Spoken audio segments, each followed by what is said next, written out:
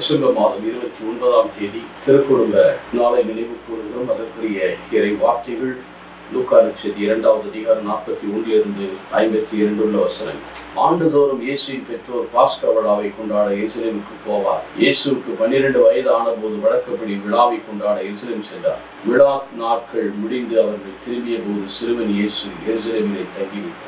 இது அவருடைய பெற்றோருக்கு தெரியாது. பயணிகள் கூட்டத்தில் அவர் இருப்பார் என்று எண்ணினர். ஒரு நாள் பயணம் முடித்த பின்பு உறவினரிடையே அறிமுகமானவரிடையே அவரை தேடினர். அவரை காணாதால் அவரை தேடிக்கொண்டு எருசலேமுக்கு திரும்பி சென்றார். 3 நாட்களுக்கு பின் அவர் கோயிலில் கண்டார். அங்கே அவர் போதகர் நடுவில் அமர்ந்து அவர் சொல்வதை கேட்டுக்கொண்டு கேள்வி எழுப்பிக் கொண்டிருந்தார். கேட்ட அனைவரும் அவருடைய புரிந்து கொள்ளும் திறனை அடித்து மலைத்து போயினர். அவருடைய பெற்றோரும் அவரை கண்டு வியப்பில் ஆழ்ந்தார். அப்பொழுது அவருடைய தாய் அவரை நோக்கி, மகனை ஏன் இப்படி செய்தார்?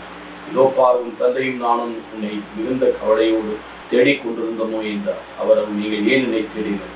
என் தந்தையின் அலுவல்களில் நான் இருக்க வேண்டும் என்று உங்களுக்கு தெரியாதா? அவர் சொன்னதை அவர் புரிந்து கொள்ளவில்லை. பின்பு அவர் அவர்களோடு சென்று நாசரேத்திலிருந்து அவர்களுக்கு பணிந்து நடந்தார்.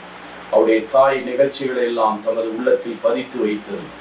இயேசு ஞானத்திலும் உடல் வளர்ச்சியிலும் கடவுளுக்கு மிகுந்த மனிதனுக்கும் கடவுளுக்கும் உகந்தவராய் வாழ்ந்தார். எனக்கு அருமையான சகோதர சகோதரிகளை, ஒரு சமுதாயத்தினுடைய அடிப்படை குடும்பம் தான். குடும்பம் எப்படி இருக்கிறதோ அந்த குடும்பம் நிறைவேறும்.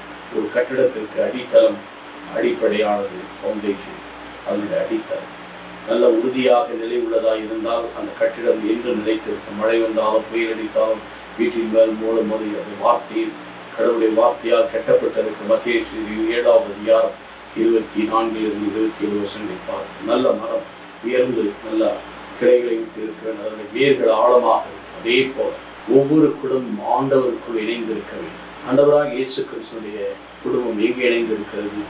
கடவுளோடு இணைந்து காவிதான் அவர்கள் எங்கே போகிறார்கள்? தேவாலயத்துக்கு போகிறார். என் வீடு எல்லா இனத்தாருக்கும் ஜெபம், என் தந்தையின் இல்லம் என்று சொல்லுகிறார் ஆண்டவராக இயேசு. ஆகவே அந்த இடத்திலே அவர் அங்கே ஊன்றி விடுகிறார். அங்கே தங்கி இருக்கும்போது என் மகனை ஏன் இப்படி செல்லபோது அவர் அங்கே தந்தையின் இல்லத்தை அவர் தெரிந்து கொள்கிறார்.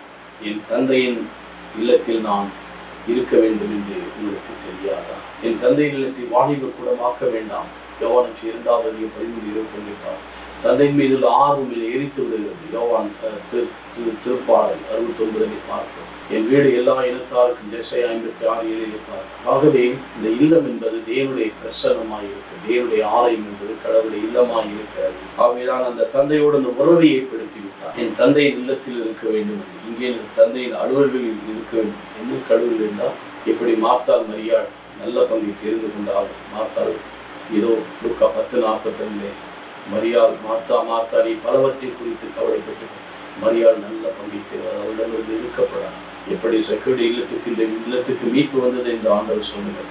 இங்கே நாம் பார்க்கிறோம் என் தந்தையின் இல்லம். அவர் தந்தையின் இல்லமாய் அதை கண்டு கொண்டார்.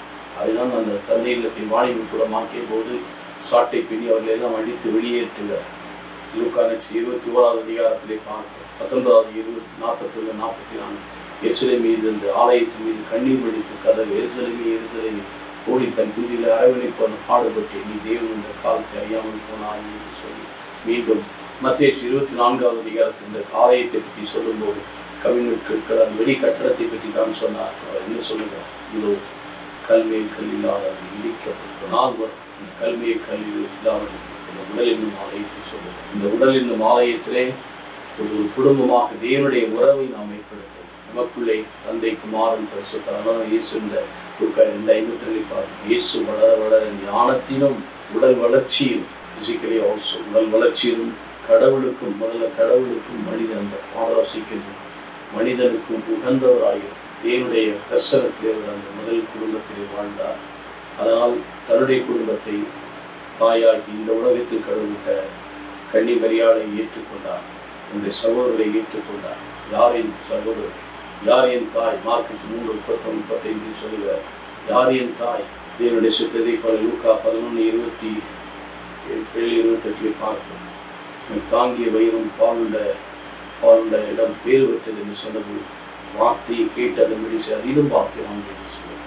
ஆகவே தேவனுடைய உறவு, ஆண்டவருடைய உறவு, தந்தையுடைய உறவை ஏற்படுத்தியதன் வழியாக இவ்வுலக உறவிலும் குடும்பத்திலும் ஒரு ஆழமான உறவை ஏற்படுத்தியிருந்தார். ஆகவேதான் அந்த உறவை நிறைவு செய்வதற்காக சிலுவையை தொங்கும்போது யோவான் 19வது அதிகாரத்திலே இதோ உன் தாய் அவரை தனிமையில் விட விரும்புவது, இதோ உன் குமார் எனக்கு இதுவரை மீட்பின் திட்டத்தில் துடைத்தது தாய், இந்த உலகிற்கு தாயாக கொடுத்து அனைவரும் அவரை ஏற்று அவரை மீட்பின் திட்டத்தில் வழிநடத்தப்பட விரும்புகிறார்.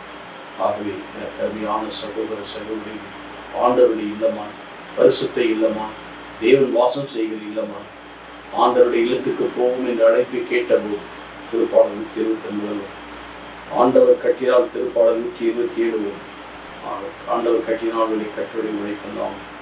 ஆண்டவர் இல்லத்துக்கு போகிற அழைப்பை கேட்டு நான் அகம வேண்டி உன்னை கோட்டைக்குள் அமைதி உன் மாளிகைக்குள் நல்வாழ்வு இருக்கலாம்.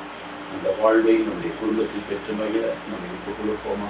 நேற்றும் இன்றும் என்று மாறாத எங்கள் நல்லாண்டவர் நம்முடைய இல்லங்களை ஆசீர்வதி, எங்களை நிரப்பும், எங்களை பலப்படுத்தும், ஆசீர்வதித்து காத்து பரிசுத்தமாக்கும். இயேசுவின் நாமம் பிதா சுதன் பரிசுத்த ஆவியானவரே ஆசீர்வதி ஆராய்ந்து ஆமென்.